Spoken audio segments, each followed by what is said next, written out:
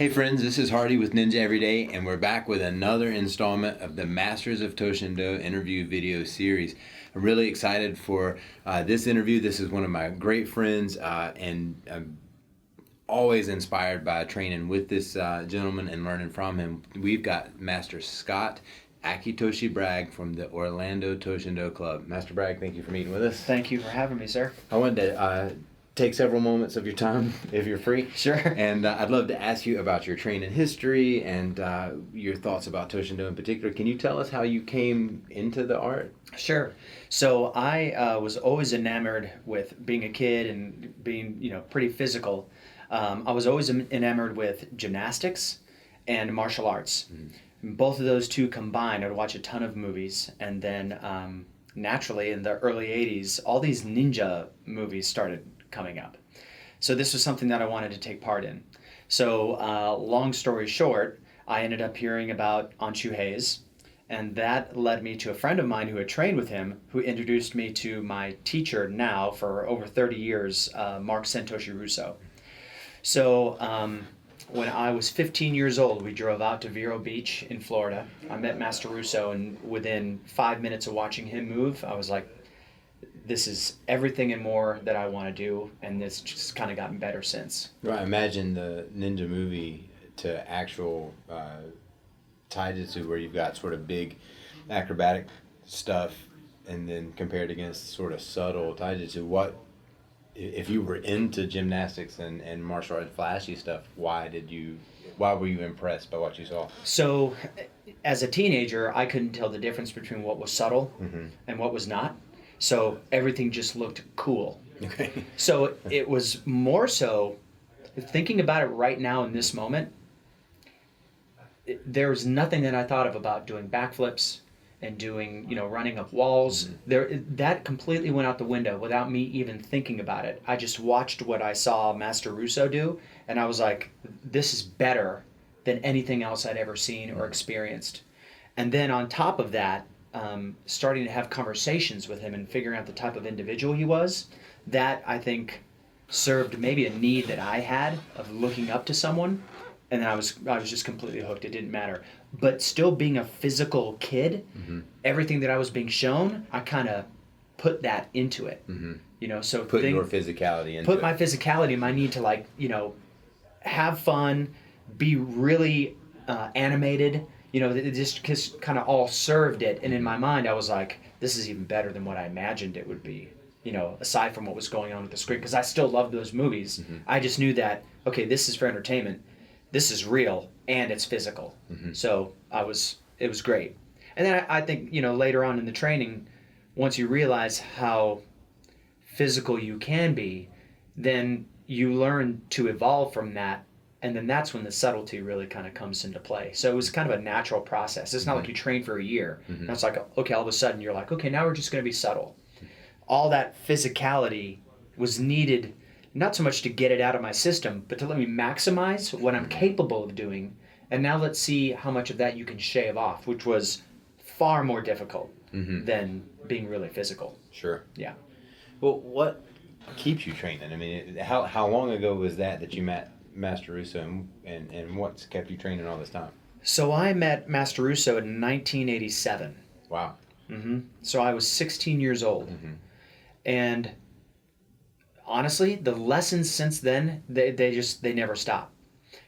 Part of which is because your teachers start evolving, so they're learning new things that they're passing down to you. And some of it's not even the physical taijutsu. Sure. It's just how their lives are evolving. So you're always naturally behind them. So you're starting to go into phases that they have already experienced. And so now you're continuously learning yourself. But then you get to a point where you look at your teachers and you say, you've been giving me all this information almost my entire adult life, but I'm not seeing you receiving information as well. So this must be coming from within, how you are evolving. And that was my next, challenge is, how am I, instead of looking for answers, how am I going to develop the answers myself? And that is an entirely different but further journey, because we're always if we're open to it, we're always learning and we're always seeing, how does this apply to me directly, and what can I learn from it? So it comes from, you're kind of being spoon-fed things to where you take the spoon yourself and you start kind of feeding yourself with lessons and, just that ongoing knowledge. You start to develop it on your own. So that's kind of what's kept me going, is that, me being in my late 40s now, and actually really coming into it in the past couple of years, to where it's like, no, you're capable of managing this and more. So how much more is there? And that's kind of what perpetuates the training.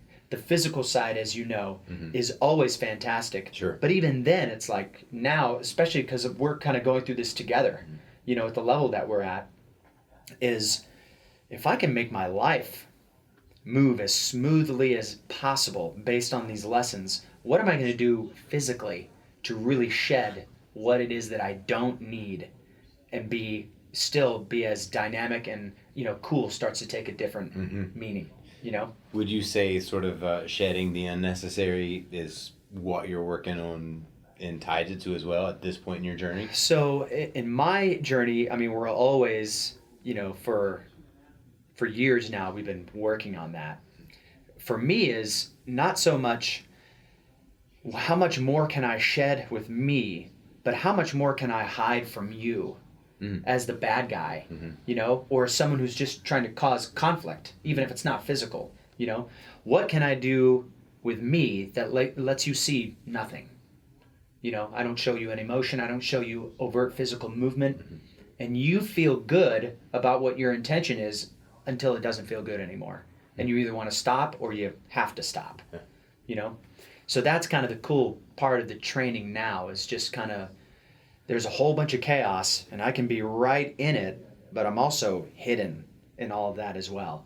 So that to me now is like better than backflips. That's awesome. Well, I can say from an interaction we had recently, or something I saw you go through while we were hanging around recently, a pretty upsetting or a sort of an unfortunate thing that happened professionally, and you like took it completely in stride, and I had like sort of a minor thing beside you on that, and I was flipping out, and you were just like, hey dude, calm down. You're talking about when we were in Japan. Yeah.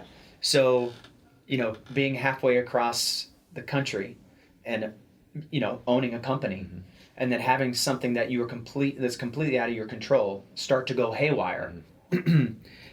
That to me is like the ultimate lesson of ToShin Do, is can you take all this information that's coming in and not let it affect you personally, take responsibility for it, and say to yourself, however this is going to work out is the way that it's not supposed to work out, but this is just its destiny, so to speak.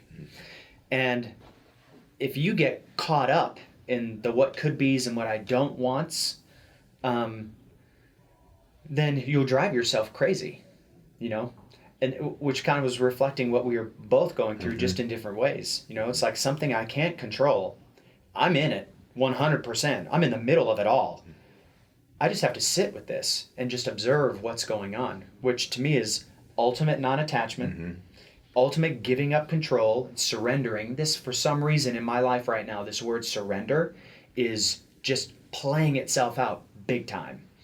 And it's, can you just be there, watch everything that occurs, see what you can control, see what you have zero influence on, and still just kind of be okay with it all, even if that means it all goes away. Because in reality, nothing ever truly goes away. It just changes. It changes form. And you part of the training is being okay with that. Certain technique doesn't work out. There's something else there, but you have to have the wherewithal to recognize it. That's what I think is really the magic of the training, is learning how to recognize that and be okay with whatever's going on.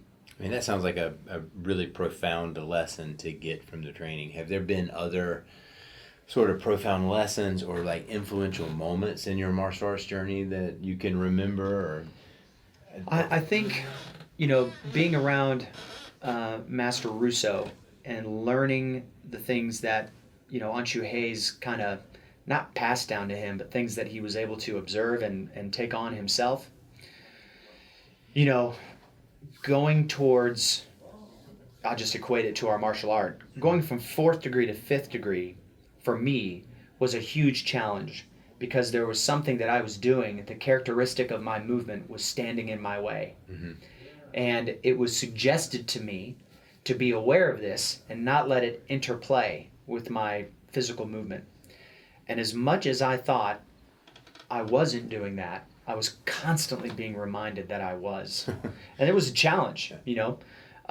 Were you reminding yourself, or was someone else was reminding me, because I wasn't seeing it. You know, I wasn't seeing it.